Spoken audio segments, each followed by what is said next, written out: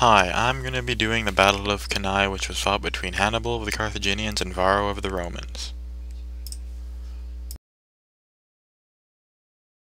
And for the equipment, Rome's forces used their normal Roman equipment like heavy javelins and thrusting spears, and for their armor they used their traditional helmets, shields, and body armor.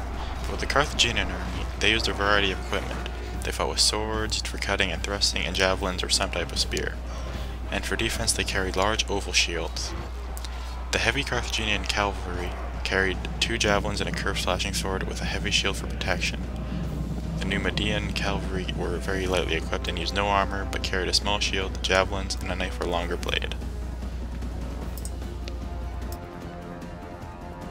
Okay, now for the deployment. The normal deployment for armies of the time was to have infantry in the center and deploy the cavalry in 2 flanking wings. The Romans followed this convention fairly closely, but chose extra depth, hoping to use this concentration of forces to quickly break through the center of Hannibal's line. Varro planned to recreate the Battle of Trebia on an even greater scale. The soldiers with javelins were stationed directly behind the hastati, ready to push forward at first contact to ensure the Romans presented a unified front. The Romans greatly outnumbered the Carthaginians.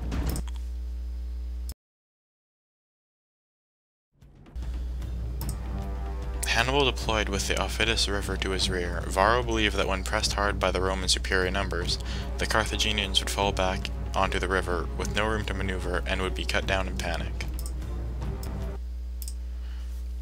Hannibal had deployed his forces based on the particular fighting qualities of each unit, taking into consideration both their strengths and weaknesses in devising a strategy.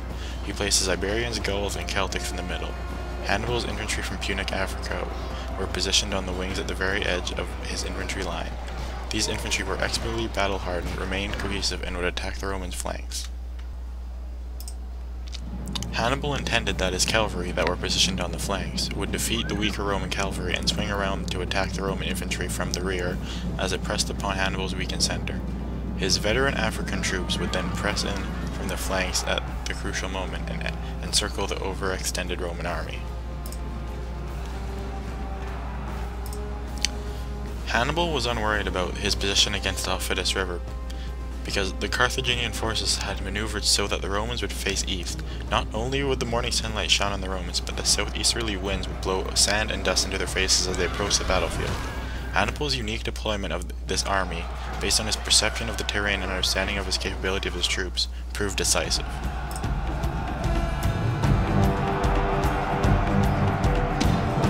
Now let's take a look at my recreation of the battle.